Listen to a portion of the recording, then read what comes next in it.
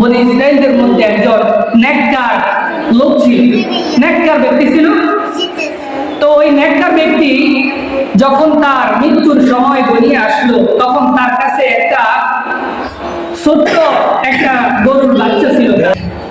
তো সে কি করলো, এই নেককার ব্যক্তি উনি আল্লাহর কাছে নিয়ত করলেন, হে আল্লাহ, আমি আমার সন্তানের জন্য, তার সন্তান তখন ছোট, বললেন আল্লাহ, আমি আমার সন্তানের জন্য আমার এই ছোট্ট গরুর বাচ্চাটা আমি জঙ্গলে ছেড়ে দিব এবং আপনার আমানতে এটা রেখে দিব। আমার সন্তান যখন বড় হবে তখন আপনি আমার আমানত আমার সন্তানের কাছে আপনি কি করে পৌঁছায় দিন। তো ওই বুজুর্গ ব্যক্তি তিনি কি করেছেন, তার এই ছোট্ট গরুর বাচ্চাটা সে জঙ্গলের ভিতরে ছেড়ে দিছে। তারপরে ওই বুজুর্গ ব্যক্তি মৃত্যুবরণ করেছে। এখন এই বুজুর্গ ব্যক্তি তার যে সন্তান রেখে গেছেন, সন্তান কিছুদিন পর সে আস্তে আস্তে বড় হতে লাগলো। যখন বুঝের হয়ে গেল, বড় হয়ে গেল, তখন এই সন্তান সে তার মায়ের খুব সেবা করে এবং আল্লাহ তাআলার ইবাদত করে। সে তার রাতটাকে 3 ভাগ করে নিয়েছিল। রাতের একবার কিছু ঘুমাইতো, আরেকবার আল্লাহর ইবাদত করত, আর আরেকবার তার মায়ের সেবা করত এই সন্তান।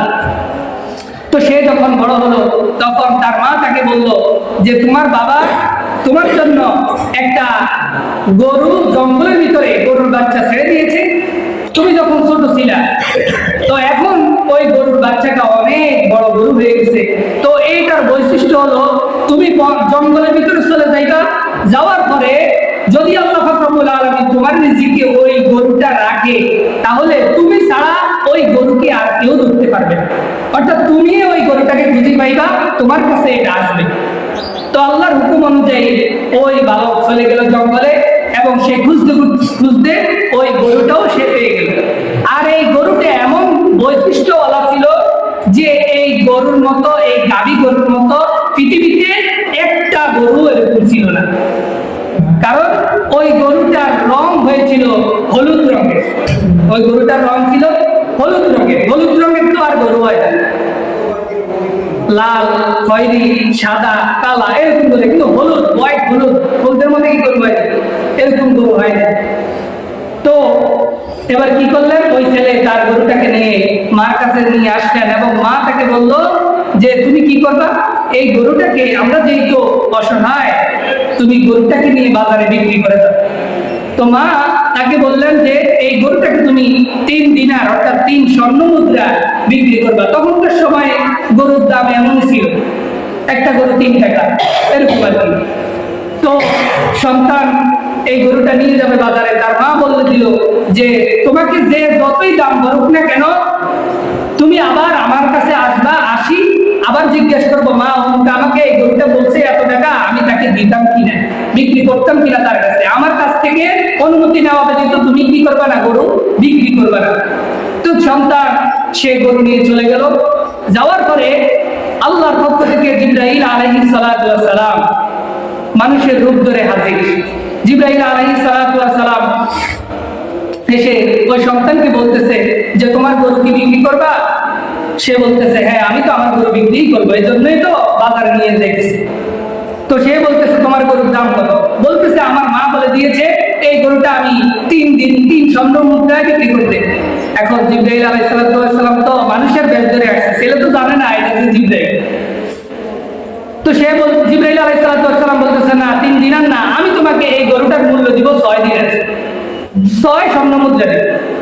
সে বলতেছে তাহলে আমি আমার মায়ের কাছে গিয়ে আগে জিজ্ঞেস করে আসি। সে মায়ের কাছে গেল, যাই বলতেছে মা আপনি তো বলে দিয়েছেন 3 দিনার, কিন্তু বাজারে তো এই গরুর দাম আরো বেশি বলতেছে, 6 দিনার কইতেছে, 6 স্বর্ণ মুদ্রা বলতেছে। তো মা বলতেছে আচ্ছা ঠিক আছে, যেহেতু বলে 6 স্বর্ণ মুদ্রা, তুমি 6 স্বর্ণ মুদ্রা এটা বিক্রি করে দাও। আবার চলে গেল বাজারে।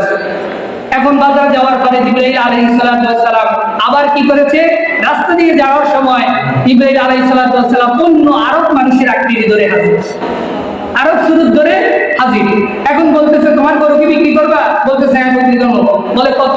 বলতেছে আমার গরুটা তো একজনের 6 দিনার 6 স্বর্ণ মুদ্রা মূলাইছে। বলতেছে না, আমি তোমার এই গরুটা 10 স্বর্ণ মুদ্রা দিব। তো বলতেছে আমার মা থেকে বলা ছাড়া তো আমি এটা বিক্রি করতে পারবো না, আমার মায়ের কাছে আগে যাই জিজ্ঞেস করে আসি।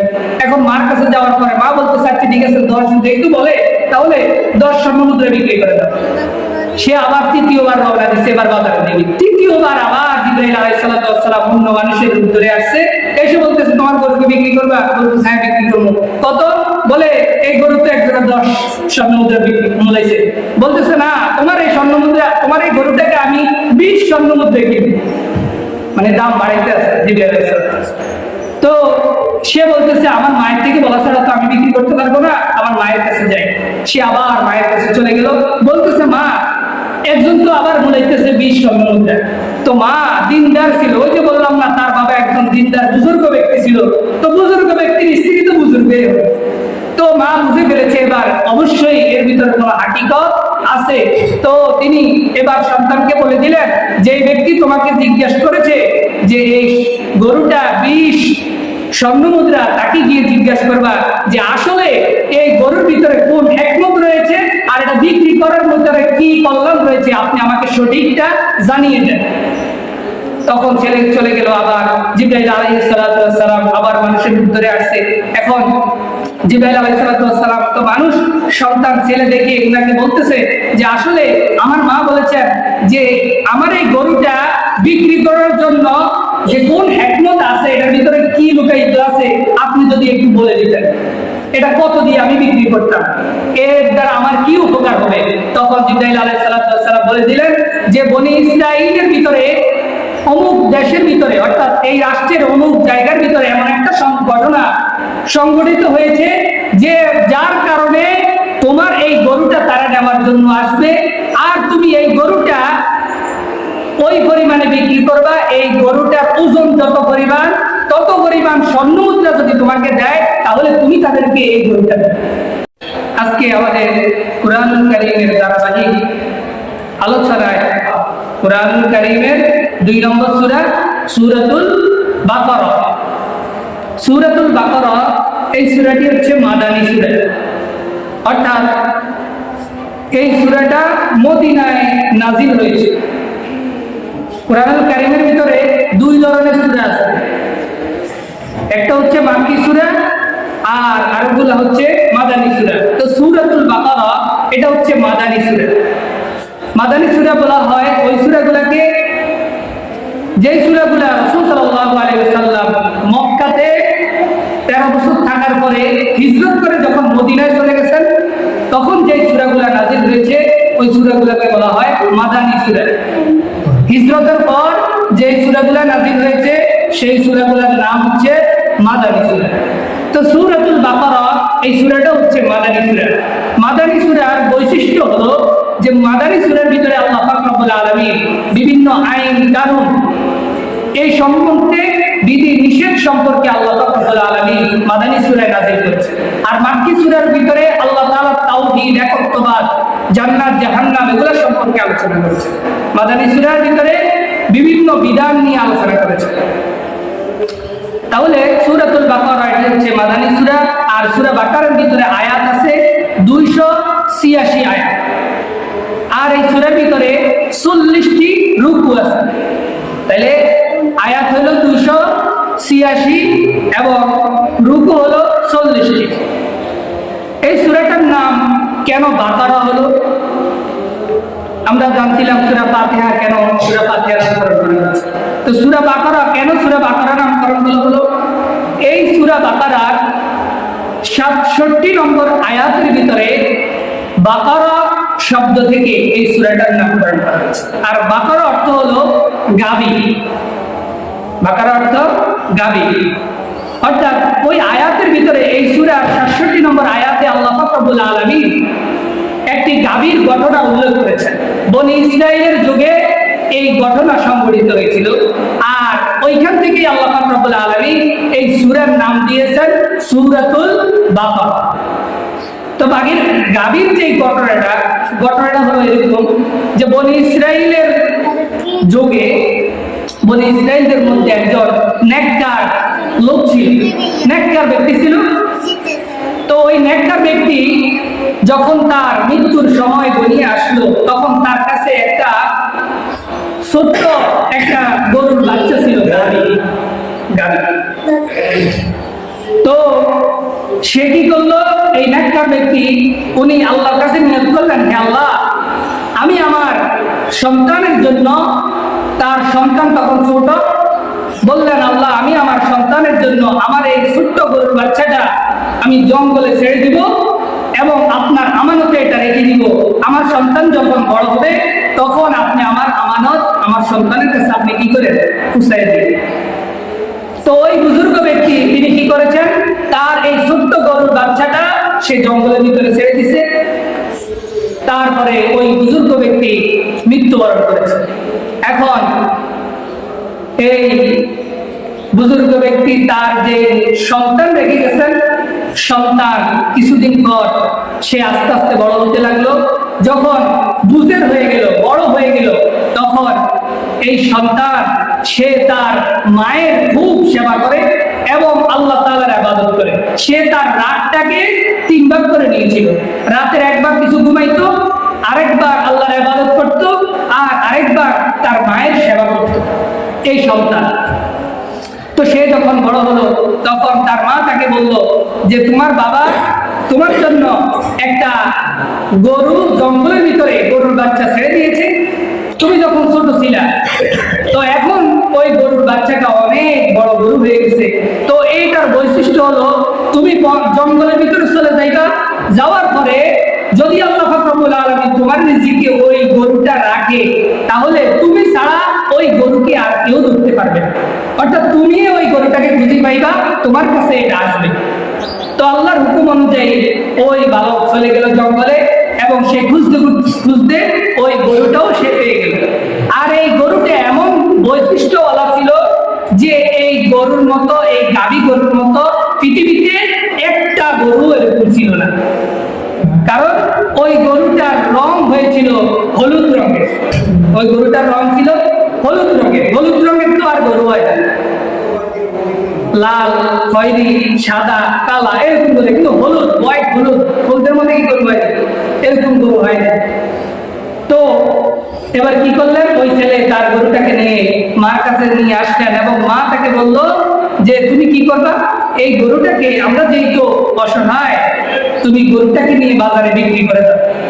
তো মা তাকে বললেন যে এই গরুটাকে তুমি 3 দিনার অর্থাৎ 3 স্বর্ণ মুদ্রা বিক্রি করবা। তখনকার সময় গরুর দাম এমন ছিল, একটা গরু 3 টাকা এরকম আর কি। তো সন্তান এই গরুটা নিয়ে যাবে বাজারে, তার মা বলে দিল যে তোমাকে যে যতই দাম বলুক না কেন, তুমি আবার আমার কাছে আসবা, আসি আবার জিজ্ঞেস করবো মা আমাকে এই গরুটা বলছে এত টাকা, আমি তাকে দিতাম কিনা, বিক্রি করতাম কিনা তার কাছে, আমার কাছ থেকে অনুমতি নেওয়া ব্যতীত তুমি কি করবা না, গরু বিক্রি করবা না। তো সন্তান সে গরু নিয়ে চলে গেল।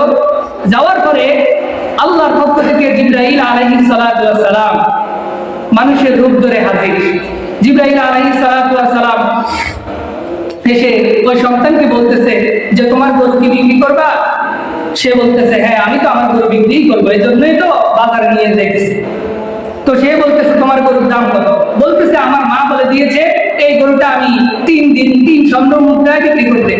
এখন জিবরাইল আলাইহিস সালাম তো মানুষের বেশ ধরে আসছে, ছেলে তো জানে না এটা যে জিবরাইল। তো সে জিবরাইল আলাইহিস সালাম বলতেছে না 3 দিনার না, আমি তোমাকে এই গরুটার মূল্য দিব 6 দিনার, 6 স্বর্ণ মুদ্রা দেব। সে বলতেছে তাহলে আমি আমার মায়ের কাছে গিয়ে আগে জিজ্ঞাসা করে আসি। সে মায়ের কাছে গেল, যাই বলতেছে মা আপনি তো বলে দিয়েছেন 3 দিনার, কিন্তু বাজারে তো এই গরুর দাম আরো বেশি বলেছে, 6 দিনার কইতেছে, 6 স্বর্ণ মুদ্রা বলতেছে। তো মা বলতেছে আচ্ছা ঠিক আছে, যেহেতু বলে 6 স্বর্ণ মুদ্রা, তুমি 6 স্বর্ণ মুদ্রা এটা বিক্রি করে দাও। আবার চলে গেল বাজারে। এখন বাজার যাওয়ার পরে জিবরাইল আলাইহিস সালাম আবার কি করেছে, রাস্তা দিয়ে যাওয়ার সময় জিবরাইল আলাইহিস সালাম অন্য আরব মানুষের আকৃতি ধরে হাজির, আরব সুরত ধরে হাজির। এখন বলতেছে তোমার গরু কি বিক্রি করবা? বলতেছে হ্যাঁ বিক্রি করবো। বলে কত? বলতেছে আমার গরুটা তো একজনের 6 দিনার 6 স্বর্ণ মুদ্রা মূলাইছে। বলতেছে না আমি তোমার এই গরুটা 10 স্বর্ণ মুদ্রা দিই। তো বলতেছে আমার মার থেকে বলা ছাড়া তো আমি এটা বিক্রি করতে পারবো না, আমার মায়ের কাছে আগে জিজ্ঞেস করে আসি। এখন মার কাছে যাওয়ার পরে মা বলতেছে আচ্ছা ঠিক আছে 10 যেহেতু বলে তাহলে 10 স্বর্ণ মুদ্রা বিক্রি করে দাও। সে আবার তৃতীয়বার রওনা দিচ্ছে, এবার বাজারে দেবে। তৃতীয়বার আবার জিবরাইল আলাইহিস সালাম অন্য মানুষের উত্তরে আসছে, এসে বলতেছে তোমার গরুকে বিক্রি করবা? বলতেছে হ্যাঁ বিক্রি করবো। কত? বলে এই গরু তো এক জোড়া 10 স্বর্ণ মুদ্রা বিক্রি মূলাইছে। বলতেছে না, তোমার এই স্বর্ণ মুদ্রা, তোমার এই গরুটাকে আমি 20 স্বর্ণ মুদ্রায় কিনবো। মানে দাম বাড়াইতে আছে জিবরাইল আলাইহিস সালাম। তো সে বলতেছে আমার মায়ের থেকে বলা ছাড়া তো আমি বিক্রি করতে পারবো না, আমার মায়ের কাছে যাই। সে আবার মায়ের কাছে চলে গেল, বলতেছে মা একজন তো আবার বলাইতেছে 20 স্বর্ণ মুদ্রা। তো মা দিনদার ছিল, ওই যে বললাম না তার বাবা একজন দিনদার বুজুর্গ ব্যক্তি ছিল, তো বুজুর্গ ব্যক্তির স্ত্রী তো বুজুর্গ। তো মা বুঝে ফেলেছে এবার অবশ্যই এর ভিতরে কোনো হাকিকত আছে। তো তিনি এবার সন্তানকে বলে দিলেন যে এই ব্যক্তি তোমাকে জিজ্ঞেস করেছে যে এই গরুটা 20 স্বর্ণ মুদ্রা, তাকে গিয়ে জিজ্ঞাসা করবা যে আসলে এই গরুর ভিতরে কোন হিকমত রয়েছে আর এটা বিক্রি করার ভিতরে কি কল্যাণ রয়েছে, আপনি আমাকে সঠিকটা জানিয়ে দেন। তখন ছেলে চলে গেল। আবার জিবরাইল আলাইহিস সালাম আবার মানুষের ভিতরে আসছে। এখন জিবরাইল আলাইহিস সালাম তো মানুষ, সন্তান ছেলে দেখে ওনাকে বলতেছে যে আসলে আমার মা বলেছেন যে আমার এই গরুটা বিক্রি করার জন্য যে কোন হিকমত আছে, এটার ভিতরে কি লুকায়িত আছে, আপনি যদি একটু বলে দিতেন, এটা কত দিয়ে আমি বিক্রি করতাম, এর দ্বারা আমার কি উপকার হবে। তখন জিবরাইল আলাইহিস সালাম বলে দিলেন যে বনি ইসরাঈলের ভিতরে অমুক দেশের ভিতরে, অর্থাৎ এই রাষ্ট্রের অমুক জায়গার ভিতরে এমন একটা ঘটনা সংঘটিত হয়েছে যে যার কারণে তোমার এই গরুটা তারা নেওয়ার জন্য আসবে, আর তুমি এই গরুটা ওই পরিমাণে বিক্রি করবা। এই গরুটার ওজন যত পরিমাণ, তত পরিমাণ স্বর্ণ মুদ্রা যদি তোমাকে দেয়, তাহলে তুমি তাদেরকে এই গরুটা দেবে। অর্থাৎ গরুটারে ওজন দিব, ওজন দেওয়ার পরে গরুটা যত কেজি হয়, স্বর্ণ তত কেজি তোমাকে দিতে হবে। যদি তারা তোমাকে এত স্বর্ণ মুদ্রা দেয়, তাহলে তুমি কি করবা? তাদেরকে ওই গরুটা দিয়ে দিবে। আর তাদের কাছে দ্বিতীয় কোনো অপশন নাই, এই কারণে তোমার থেকে সমপরিমাণ স্বর্ণ মুদ্রা দিয়ে তোমার থেকে তারা গরুটা নিবেই। তো এবার বনি ইসরাইলের সেই ঘটনা, বনি ইসরাইলের আরেকজন লোক আরেক দেশের ভিতরে ঘটনা, একই সময়ের ঘটনা, আরেক রাষ্ট্রের ভিতরে একটা ঘটনা সংঘটিত হয়েছে। একজন লোক ছিল যার নাম ছিল আমিন। তো এই আমিন ছিল সম্পদওয়ালা, ধন সম্পত্তি অনেক বেশি ছিল। এই আমিন, সে যেহেতু অনেক ধন সম্পত্তিওয়ালা ছিল, তার কোনো সন্তান আদি ছিল না, ছেলে সন্তান কিছু ছিল না।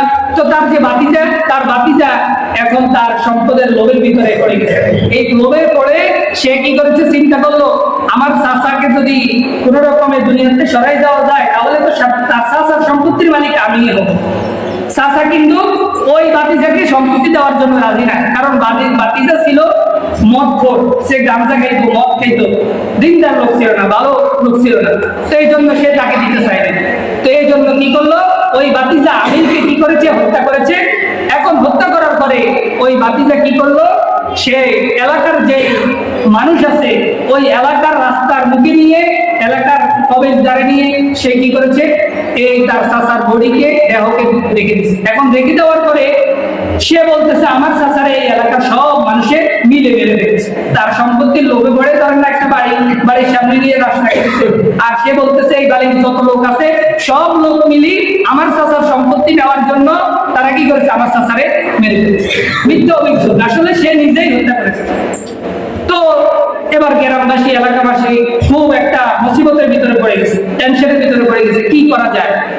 আর বাতিজা যে ছিল সে একটু দুষ্ট প্রকৃতির লোক ছিল, মানুষদেরকে মারত, ধমক দিত, গাদ্দার টাইপের লোক। তখন তারা কি করেছে, চিন্তা করলো যে মুসা আলাইহিস সালামের কাছে যাবে, যে বললো মুসা আলাইহিস সালামের কাছে আমরা যাই, তিনি হয়তো আমাদেরকে কোনো সমাধান বাইর করে দিবেন। তো তারা মুসা আলাইহিস সালামের কাছে চলে গেল এবং মুসা আলাইহিস সালামের কাছে ঘটনা খুলে বলল। মুসা আলাইহিস সালাম এবার আল্লাহর পক্ষ থেকে ঘোষণা আসলো, আল্লাহ তাআলা বললেন যে তাদেরকে বলো যে তারা যেন একটা গরু জবাই করে, এবং গরু জবাই করে তারপরে ওই গরু থেকে এক টুকরা গোশত নিয়ে মৃত ব্যক্তির গায়ে নিক্ষেপ করে, মারে, এবং মৃত ব্যক্তির গায়ে যদি ওই গরুর গোশতের টুকরাটা যদি মারে, তাহলে ওই ব্যক্তি জীবিত হয়ে যাবে এবং তাকে কে হত্যা করেছে সে এটা নিজেই বলে দেবে। তো তারা কিছু দূর চলে গেল মুসা আলাইহিস সালাম থেকে এই ঘটনা শোনার পরে। কিছু দূর যাওয়ার পরে তারা চিন্তা করলো যে আরে মুসা আলাইহিস সালাম তো আমাদেরকে গরুর কথা বলেছে, এখন এটা কি গরু? এটা কি গাভিন গরু, না ধার্মিক গরু, না বেরস গরু? এটার কথা তো আর বলে নাই। আবার গেছে মুসা আলাইহিস সালাম, আবার যে বলতেছে আপনি তো গরুর কথা বলেছেন, এখন এটা কি গরু? এটা তো বলেন নাই। তখন মুসা আলাইহিস সালাম বলতেছে যে আমি আল্লাহর কাছে জানতে হবে এটা কি গরু। তখন আল্লাহ পাক রব্বুল আলামিন জানিয়ে দিলেন এটা গাভী গরু। আচ্ছা গাভী, ঠিক আছে। এবার তারা এটা শোনার পরে এই সংবাদ নিয়ে আবার যাইতেছেন। অর্ধেক পথে যাওয়ার পরে আবার একে আরেকজনের সাথে পরামর্শ করতেছে, আচ্ছা গাভীর কথা তো বলছে, এই গাভীটা কোন কালারের, কি কালা না সাদা না লাল, এটা তো বলেন। মানে ওই যে আমগো মতো নারী খালি বারবার অযথা প্রশ্ন করা। তো তারাও এরকম মুসা আলাইহিস সালামের কাছে অযথা প্রশ্ন করা শুরু করলো। এবার আল্লাহ পাক রব্বুল আলামিন বলে দিলেন যে এটা এমন একটা গাভী যাকে দিয়ে কখনো হাল চাষ করা হয় নাই, কোনো কাজকর্ম কিছু করা হয় নাই, এবং ওই গাভীটা হলুদ কালারের গাভী। এখন তো বড় মুসিবতে পড়ে গেছে, আইরে এমন গাভী, তখনকার সময় তো গরু দিয়ে মানুষে হাল চাষ করতো। চিন্তা করলে এটা এমন একটা গাভী যারা দিয়ে কোনো হাল চাষে করাতে হয় নাই, কাজকর্ম কিছুই করা হয় নাই, আবার এটা হলুদ, এরকম গাভী আমরা কোথায় পাবো? এখন তারা যেই তো ঘটনা বাহির করতেই হবে, এই জন্য তারা এই গাভীর খোঁজে নেমে গেল। এবং যাইতে যাইতে যাইতে যাইতে তখন তারা খুঁজে পায় না। এবার মুসা আলাইহিস সালামকে তারা বললেন, আমরা তো এরকম গাভী পাইতেছি না, আপনি যদি আল্লাহর কাছ থেকে জেনে নিতেন তাহলে আমরা এই জিনিসটা সমাধান করতে পারতাম। তখন মুসা আলাইহিস সালাম আল্লাহর কাছ থেকে জেনে তাদের কি বললেন, অমুক এলাকায় চলে যাও, ওইখানে একজন কি আছে, যুবক ছেলে আছে, তার বাবার রেখে যাওয়া সম্পত্তি তার কাছে আছে, অর্থাৎ এই গাভী তার কাছে আসে, সেখানে গেলে তোমরা এই গাভীর খোঁজ পাইবে। তখন তারা সেখানে চলে গেল। যাওয়ার পরে বলতেছে আমাদের কাছে তোমার গাভীটা বিক্রি করো। বলতেছে আপনারা কত দিতে চান? তারা বিভিন্ন দাম বলেছে। তখন ওই ছেলে বললেন, না, আমাকে যদি এই গাভীর সম পরিমাণ স্বর্ণ মুদ্রা যদি দেন তাহলে আমি আপনাদেরকে এই গাভী দিব। যেহেতু ওই আমির যে ব্যক্তি মারা গেছে তার অনেক সম্পত্তি ছিল, অনেক সম্পত্তির মালিক ছিল, তার কাছে এটা কিছুই না। এই জন্য তারা কি করলো, ওই যুবক থেকে এই গাভী সম পরিমাণ, অর্থাৎ একটা গরু কত মন হইল, 3 মণ 4 মণ নাকি, অর্থাৎ 3-4 মণ স্বর্ণ দিয়ে তারপরে এই গাভীটা তাদেরকে কিনা লাগছে, কিনে তারপরে নিয়েছে। এই গাভীর ঘটনা আল্লাহ পাক রব্বুল আলামিন সূরা বাকারার ভিতরে উল্লেখ করেছেন, আর সেই অনুযায়ী এই সূরার নামকরণ করা হয়েছে সূরাতুল বাকারা। সূরাতুল বাকারা, এই হচ্ছে সূরা বাকারার নামকরণ করার ইতিহাস। তো এখন চিন্তা করেন, মানুষ অন্যায়ভাবে মানুষকে হত্যা করে, তখন কি করেছে, ওই গাভীটা নিয়ে আসছে, নিয়ে আসার পরে জবাই করছে। জবাই করার পরে গাভীর থেকে একটা টুকরা গোশত নিয়ে ওই আমিলের গায়ের ভিতরে, মরা দেহের ভিতরে নিক্ষেপ করছে। আর ওই আমিল জীবিত হয়ে বলতেছে যে আমার ভাতিজাই আমাকে হত্যা করছে, আমার ভাতিজাই আমাকে হত্যা করছে। তখন তাকে এলাকার সব মানুষ মিলে তারপরে তাকে কি করেছে, আবার তাকে মৃত্যুদণ্ড দিয়েছে, দুনিয়া থেকে তাকে বিদায় দেওয়া হয়েছে। আসলে হত্যাকাণ্ড করা, একজন আরেকজনকে দুনিয়াতে হত্যা করা, এটার বিচার আল্লাহ পাক রব্বুল আলামিন শরীয়তের বিধান দিয়ে দিয়েছেন। কোন মানুষ যদি কোনো মানুষকে হত্যা করে, শরীয়তে এর বিধান দিয়ে দিয়েছেন কি হওয়া উচিত। শরীয়তে হত্যার 2টা বিচার আছে, একটা হচ্ছে কিসাস আর আরেকটা হচ্ছে দিয়া। কিসাস মানে কি? কিসাস মানে হচ্ছে হত্যার বদলায় হত্যা, হাতের বদলায় হাত, পায়ের বদলায় পা, কানের বদলায় কান, নাকের বদলায় নাক, ঘুষির বদলে ঘুষি, থাবড়ের বদলায় থাবড়। বুঝছেন তো বিষয়টা? এটা বলা হয় কিসাস। অর্থাৎ আপনাকে যদি থাবড় দেয় তাহলে আপনিও তাকে একটা থাবড় দিবেন। আপনার যদি কেউ একটা হাত কেটে দেয় তাহলে উচিত হচ্ছে শরীয়তের বিধান তারও একটা হাত কেটে দেওয়া। কেউ যদি আপনাকে একটা ঘুষি দেয় তাহলে এটার বিচার হচ্ছে কিসাস, হচ্ছে তাকে একটা ঘুষি দিয়ে দেওয়া। আর আরেকটা হচ্ছে দিয়া, অর্থাৎ মূল্য পরিশোধ করা, রক্তের মূল্য দেওয়া। কেউ কাউকে হত্যা করে ফেলেছে, এখন তার পরিবার ইচ্ছা করলে হত্যার বদলায় হত্যাও করতে পারে, কিসাসও করতে পারে, এবং ইচ্ছা করলে তার থেকে, হত্যাকারী থেকে ওই রক্তের মূল্যও নিতে পারে, অর্থাৎ জরিমানা বলে আমরা যেটা, জরিমানাও নিতে পারি। এখন শরীয়ত কিন্তু জরিমানা, যেই জরিমানা নির্ধারণ করছে, এই জরিমানা যদি আমাদের সমাজে চালু থাকতো তাহলে হত্যা এত সহজে হতো না। জরিমানাটা কেমন শুনেন, যদি কেউ কাউকে অন্যায়ভাবে হত্যা করে তাহলে জরিমানা হচ্ছে 100 উট দিতে হবে। কয়শো উট? 100, নতুবা 100 গরু, আর নতুবা 2000 ছাগল দিতে হবে।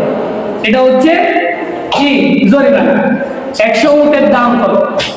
আর এখন তো হত্যা করলে সিএনজি গাড়ি অ্যাক্সিডেন্ট হয়ে গেলে কি কত 30,000 টাকা 20,000 টাকা, এটা কোনো মূল্যই। কিন্তু দেখেন শরীয়ত কিরকম ভাবে বিধান দিয়ে দিয়েছে, কেউ যদি কাউকে হত্যা করে তাহলে হত্যার রক্তের বদলা কি দিতে হবে জরিমানা 100 উট। আবার উটের ভিতরেও আবার পার্থক্য আছে, উটের ভিতরে নির্ধারণ করে দিয়েছেন কি রকম উট দিতে হবে। এই উটের ভিতরে নির্ধারণ করে দিয়েছেন যে প্রত্যেকটা উট 5 বছর সম্পূর্ণ হতে হবে, অর্থাৎ পরিপূর্ণ প্রাপ্তবয়স্ক দিতে হবে। এবং গরুর ক্ষেত্রে নির্ধারণ করে দিয়েছেন এই গরুর ভিতরে 60টা গরু হতে হবে গাভীন গরু, 60টা গরু হতে হবে গাভীন, আর 40টা হতে হবে সাধারণ। এটা হচ্ছে শরীয়তের বিধান। আর 2000 নতুবা 2000, অর্থাৎ 3টা অপশন। 1 নম্বর গরু দিতে পারবেন 100টা, আর নাহলে উট দিতে হবে 100টা, আর না হলে 2000 ছাগল দিতে হবে। অর্থাৎ 3টা অপশন দিয়ে দিয়েছে, এই 3টার আপনি যে কোনো একটা বাছাই করতে পারেন। এটা হচ্ছে শরীয়তের বিধান। তাহলে এই হচ্ছে সূরা বাকারার নামকরণ করা, সূরাতুল বাকারার নামকরণ করা হয়েছে ওই গাভীর ঘটনা থেকে নিয়েই। আসুন আমরা এবার সূরা বাকারা সরাসরি ঢুকে যাই। আউযু বিল্লাহি মিনাশ শাইতানির রাজীম। বিতাড়িত মরদুদ শয়তান থেকে আল্লাহর কাছে আশ্রয় প্রার্থনা করতেছে। বিসমিল্লাহির রহমানির রহিম। পরম করুণাময় দয়াশীল দয়ালু আল্লাহ তাআলার নামে শুরু করছি। আলিফ লাম মিম। আলিফ লাম মিম এর কোনো অর্থ নাই। আলিফ লাম মিম এর কোনো কি নাই, অর্থ নাই, কেউ জানেও না এবং জানার চেষ্টাও করা লাগবে না। এটার অর্থ একমাত্র আল্লাহ পাকই ভালো জানেন এর অর্থ কি হবে। আর এই আলিফ লাম মিম এরকম প্রায় 29টা সূরার শুরুতে আল্লাহ পাক রব্বুল আলামিন এই আলিফ লাম মিম, আলিফ লাম মিম র, আলিফ লাম মিম সাদ, ত সিন, ইয়াসিন, তাহা, আইন সিন মিম, এরকম ভাবে 29টা সূরার শুরুতে আল্লাহ পাক রব্বুল আলামিন কোরআনুল কারীমের এই হরফগুলো দিয়েছেন। এগুলোকে বলা হয় হরফে মুকাত্তাআত, অর্থাৎ এই সমস্ত হরফের অর্থ কেউই জানে না, আল্লাহ পাক ছাড়া কেউই জানে না। আর এগুলো হচ্ছে কোরআনুল কারীমের সিক্রেট, কোরআনুল কারীমের সিক্রেট, গোপন বিষয়, এগুলো আল্লাহ ছাড়া কেউ জানে না। আল্লাহ পাক রব্বুল আলামিন এই হরফগুলা কেন দিলেন? এই হরফগুলো তো আরবি হরফ, আলিফ লাম মিম, আলিফ একটা, লাম একটা, মিম একটা, আলিফ বা তা সা এর ভিতরে না। তো আল্লাহ পাক রব্বুল আলামিন কাফেরদেরকে এটা দিয়ে বুঝাইলেন, তখনকার সময়ের কাফেরদেরকে, এখনকার সময়ের কাফেরদেরকে আল্লাহ পাক রব্বুল আলামিন বললেন যে আলিফ লাম মিম এগুলো তো আরবি হরফে, তাহলে তোমরাও তো আরব দেশের মানুষ, তোমাদের মাতৃভাষাও আরবি, তোমরাও তো আলিফ বা তা জানো। তোমরা যদি এই আলিফ বা তা জানো, এগুলো তোমাদের হরফ, তোমরা যে বলতেছো মুহাম্মদ সাল্লাল্লাহু আলাইহি ওয়াসাল্লাম নিজে নিজে এই কোরআনকে বানিয়েছেন, মুহাম্মাদের কথা, তিনি তো তাহলে এগুলো আলিফ বা তা থেকেই বানিয়েছে। তোমরাও তো তাহলে আলিফ বা তা থেকে এরকম ভাবে কোরআন রচনা করতে পারো, তোমরাও তো এরকম বই বানাইতে পারো, কিতাব বানাইতে পারো, তাহলে তোমরাও তো এরকম ভাবে কিতাব বানাই আমাদের দেখাও। আল্লাহ বলতেছেন এগুলো তো আরবি হরফ দিয়ে বানানো, তাহলে তোমরাও এরকম ভাবে একটা কোরআন বানাই দেখাও। আল্লাহ পাক রব্বুল আলামিন এইজন্য আলিফ লাম মিম দিয়েছেন। এই হরফগুলোকে বলা হয় হরফে মুকাত্তাআত, হরফে মুকাত্তাআত বলা হয়। এই হরফগুলোর অর্থ আল্লাহ পাক রব্বুল আলামিন ছাড়া কেউই জানে না। আর এগুলোর উপরে আমাদের কি করতে হবে? শুধু ঈমান আনতে হবে যে আল্লাহ পাক রব্বুল আলামিন এই হরফ দিয়েছেন, এটা আল্লাহ পাক রব্বুল আলামিন বলেছেন পুরো কোরআনের উপরে, ঈমান আনতে আমরা ঈমান আনেছি, এতটুকুই, এর বেশি আর কিছু করার দরকার নাই। বাস আমরা এগুলোর উপরে ঈমান আনলাম। তারপরে যালিকাল কিতাবু লা রাইবা ফীহি, যালিকাল কিতাব, এই কিতাবের মধ্যে লা রাইবা ফীহি, কোনো প্রকারের সন্দেহ নাই, সংশয় নাই, সন্দেহ করার কোনো অবকাশ নাই। যালিকাল কিতাব, কিতাব শব্দের অর্থ হচ্ছে চিঠি, কিতাব বলা হয়, এটা আরবিতে বলা হয় কিতাব, বাংলাতে বলা হয় বই, চিঠি। এখন এই চিঠি যিনি নিয়ে আসেন তাকে বলা হয় ফিউন। ফিউনটাকে চিঠি নিয়ে আসতো না, তাকে বলা হয় ফিউন। আরবিতে এই ফিউনকেই বলা হয় রাসূল, নবী, রাসূল। তাহলে জিবরাইল আলাইহিস সালাতু ওয়াস সালামের মাধ্যমে আল্লাহ পাক রব্বুল আলামিন নবীদের কাছে এই চিঠি প্রেরণ করেছেন। নবীদের কাছে এই চিঠি কি করেছেন? প্রেরণ করেছেন। আর নবীরা এই চিঠি আমাদের মাঝে পৌঁছে দিয়েছেন, আমাদেরকে জানিয়ে দিয়েছেন। তাহলে এই কোরআনটা হলো আল্লাহ পাকের পক্ষ থেকে আমাদের জন্য একটা চিঠি। আমাদের জন্য কি একটা চিঠি। এখন এই চিঠির ভিতরে কি লেখা আছে এটা আরবিতে, এখন আমরা তো জানি না এর ভিতরে কি লেখা আছে। চিঠির ভিতরে আল্লাহ পাক রব্বুল আলামিন কি লিখেছেন এটা তো আমরা জানি না। আচ্ছা, আপনার একজন খুব গুরুত্বপূর্ণ ব্যক্তি, আপনার খুব কাছের মানুষ, খুব দামি একজন ব্যক্তি, আপনাকে খুব সম্মান করে, আপনাকে খুব ভালোবাসে, আপনাকে সে অনেক কিছু দিয়ে সহযোগিতা করে, সাহায্য করে। এখন সে থাকে অন্য একটা রাষ্ট্রে আর আপনি থাকেন বাংলাদেশে। এখন সে কি করে? সে আপনার কাছে একটা চিঠি প্রেরণ করেছে, আর ওই চিঠিটা হচ্ছে ইংরেজি ভাষা। ধরেন আপনার এক বন্ধু আমেরিকায় থাকে, সে আপনাকে সহযোগিতা করে মাঝে মাঝে, কিন্তু তার ভাষা হচ্ছে ইংলিশ। সে ইংরেজিতে আপনাকে একটা চিঠি লিখে আপনাকে পাঠিয়েছে। এখন আপনি বাংলা ভাষা আপনি তো জানেন না, আর ইংরেজি চিঠির ভিতরে কি লিখছে। এখন আপনি কি করবেন? যারা ইংরেজি জানে বুঝে তার কাছে আপনি চিঠি নিয়ে যাবেন, বলবেন আমাকে এই চিঠির ভিতরে কি লেখা আছে একটু পড়ে শোনাও। আমার এক বন্ধু, খুব কাছের বন্ধু মানুষ, আমাকে পাঠাইছে, কি লেখা আছে আমি তো পড়তে জানি না, আমার একটু পড়ে শোনাও। ঠিক তেমনি ভাবে আল্লাহ পাক রব্বুল আলামিন আপনার সবচেয়ে বড় বন্ধু, তিনি আপনার কাছে এই কুরআনুল কারীম চিঠি প্রেরণ করেছেন। এখন আপনি কি কোনোদিন একবারও চেষ্টা করেছেন যে এই চিঠির ভিতরে কি লেখা আছে? আপনার বন্ধু আপনার কাছে কি প্রেরণ করছে? আফসোসের বিষয়, আমরা নিজেদেরকে মুসলমান দাবি করি, কিন্তু এই চিঠির ভিতরে কি লিখেছেন আল্লাহ তাআলা জানারও চেষ্টা করেন না। আল্লাহর কাছে জবাব দিতে হবে। আল্লাহর কাছে সেদিন কিয়ামতের ময়দানে জবাব দিয়ে করতে হবে, আমি তোমার কাছে আমার চিঠি প্রেরণ করেছি, তুমি কি চাইছো আমার চিঠি কোনোদিন ভুলি? আমি কি লিখছি চিঠির ভিতরে চাইছো? হিসাব আল্লাহ তাআলার কাছে দিতে হবে। এই জন্য আল্লাহ পাক রব্বুল আলামিন আমাদের কাছে এই চিঠি এবং নির্দেশ দিয়ে আমাদেরকে কি করেছেন যে আমরা যেন আল্লাহ পাক রব্বুল আলামিনের দেওয়া কাজগুলো আমরা যেন করতে পারি। এই কাজগুলোর কথা আল্লাহ পাক রব্বুল আলামিন এই চিঠির ভিতরে আল্লাহ পাক রব্বুল আলামিন লিখে দিয়েছেন। আর এগুলা লিখে দেওয়ার কারণে এই আমরা যে কাজগুলো করব, আমাদের এই কাজগুলা, আমাদের কর্মগুলা আল্লাহ পাক রব্বুল আলামিন কি করেছেন আমাদের গলার ভিতরে, আমাদের আমলনামার ভিতরে আমাদের কাজগুলা ঝুলিয়ে রাখবেন। তাও লিখিত আকারে, তাও লিখিত আকারে কিরামুন কাতিবিন লিখতেছেন আমাদের আমলনামা লিখিত আকারে। অর্থাৎ আল্লাহ পাক রব্বুল আলামিন আমাদেরকে কাজ দিবেন, এই কাজও লিখিত আকারে। আবার আমরা যে কাজগুলো করব আমাদের কাজগুলোও লিখিত আকারেই কি হইতেছে সংরক্ষণ হইতেছে। এই জন্য মৃত্যুর সময় এই আমলনামা আমাদের গলায় ঝুলিয়ে দেওয়া হবে, আমাদের গলায় থাকবে। আমাদেরকে যখন কবরের ভিতরে শোয়ানো হবে তখনও এই আমলনামা আমাদের গলা থেকে সরানো হবে না, আমাদের গলায় থাকবে আমলনামাগুলো। কেন আমাদের আমলনামা গলা থেকে খুলে রাখা হবে না কবরের ভিতরেও? কারণ আপনার আমলনামা যদি খুলে রাখা হয় তাহলে এই আমলনামার ভিতরে আপনার সন্তান সন্ততি, আপনার রেখে যাওয়া ওয়ারিসরা যদি আপনার জন্য দোয়া করে, তারপরে আপনার জন্য সদকায়ে জারিয়া হিসাবে প্রেরণ করতে থাকে, এগুলো তো আপনার আমলনামায় জমা হবে না। এই জন্য আপনার আমলনামা আপনার গলায় ঝুলিয়ে রাখা হয়, কবরের ভিতরেও আপনার আমলনামা আপনার গলায় থাকে। আর আপনার আমলনামাগুলো কোথায়? আপনার ওই আমলনামার ভিতরে জমা হতে থাকে আপনার আমলগুলো সেখানে। এই জন্য কিরামুন কাতিবিন এই আমলনামাগুলা আমাদের সংরক্ষণ করতেছে। এই জন্য হাশরের মাঠে আল্লাহ পাক রব্বুল আলামিন যখন বিচার করবেন, আল্লাহ পাক রব্বুল আলামিন হবেন বিচারক এবং মুহাম্মদ সাল্লাল্লাহু আলাইহি ওয়াসাল্লাম হবেন উকিল। মুহাম্মদ সাল্লাল্লাহু আলাইহি ওয়াসাল্লাম কি হবে? উকিল হবে। আর আমরা সবাই হচ্ছে আসামি। আমরা সবাই কি থাকবো? কিয়ামতের মাঠে আমরা সবাই আসামি থাকবো না? আসামি থাকবো। আর কিরামান কাতিবিন যারা আমাদের এই যে কাগজ লিখেছেন তারা হবেন এই ফেরেশতা। ফেরেশতারা কি করে? কাগজপত্র বাইর করে দেয় না?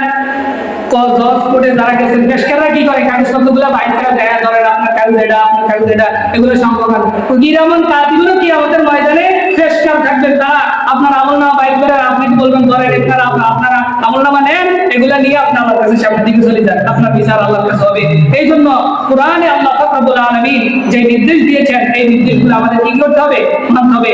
এই জন্য আমরা সব সময় আসলে ফেরেশতাদের পাহারার ভিতরে আছি। আমরা সব সময় ফেরেশতাদের পাহারার ভিতরে আছি। এত অসংখ্য অগণিত ফেরেশতা আমাদেরকে পাহারা দিয়ে রেখেছে, আমরা মনে করি যে আরে আমরা তো একলা একলাই চলতেছি। না, আপনাকে ফেরেশতারা পাহারা দিয়ে রাখছে, একটু বাঁচার সুযোগ নাই। এই যে সকালবেলায় যখন আমরা ফজরের নামাজ পড়ি, তখন ফজরের সময় দিনের ফেরেশতারা নেমে আসে আকাশ থেকে। দিনে যারা ডিউটি পালন করে ফেরেশতারা, তারা ফজরের নামাজ যারা জামাতে পড়ে তাদের সাথে কি করে? এসে শামিল হয় এবং তারা ওই ফজরের জামাতে শামিল হয়ে ফজরের নামাজ যারা পড়ে তাদের সাথে ফজরের নামাজ আদায় করে এবং সারাদিন ডিউটি পালন করে। যখন তাদের ডিউটি সময় শেষ হওয়ার টাইম হয় তখন হচ্ছে আসর। আসরের নামাজের সময় তারা কি করে, যারা দিনের বেলায় ডিউটি করেছে তাদের সময় শেষ, এবার যারা রাত্রে বেলা ডিউটি করবে ওই রাত্রের ফেরেশতারা আসরের নামাজের সময় হাজির হয় এবং তারা আসরের নামাজ জামাতে আদায় করে এবং রাত থেকে ফজর পর্যন্ত আবার তারা ডিউটি করতে থাকে। এরকম ভাবে ফেরেশতারা আমাদেরকে সার্বক্ষণিক কি করতেছেন, পাহারা দিয়ে রাখতেছেন। মনে করেন না যে আপনি একলা, আপনি কাজ তো করতেছেন, আরে না করলে সমস্যা কি, কে আর দেখতেছে আমাকে, আল্লাহ রয়েছেন আরশে আজিমে আর আমি যা মতো থাকলে সমস্যা কি না। ফেরেশতাদেরকে নিযুক্ত করে দিয়েছেন, ফেরেশতা আপনার সমস্ত কাজকর্মগুলা তারা কি করতেছে, লিখতেছেন। এই জন্য যালিকাল কিতাবু লা রাইবা ফিহি, এই কিতাবের ভিতরে কোনো কি নাই, সন্দেহ কিতাব আছে। হুদাল লিল মুত্তাকিন, তারপরে আল্লাহ কি বলতেছেন, হুদাল লিল মুত্তাকিন। এই কিতাব কি, এই কিতাবের ভিতরে যে সন্দেহ নাই, কিতাবটা কি, হুদাল লিল মুত্তাকিন। এই কিতাবটা হচ্ছে মুত্তাকিদের জন্য পথ নির্দেশনা। মুত্তাকি বলা হয় তাদেরকে যারা আল্লাহ পাক রব্বুল আলামিনকে ভয় করে। এবং পরের আয়াতে আল্লাহ পাক রব্বুল আলামিন মুত্তাকিদের 5টি বৈশিষ্ট্যের কথা বলা হয়েছে। আল্লাহ পাক রব্বুল আলামিন আমাদেরকে যদি তৌফিক দান করে আমরা আগামী জুমায় ইনশাআল্লাহ মুত্তাকিদের 5টি বৈশিষ্ট্য জানবো।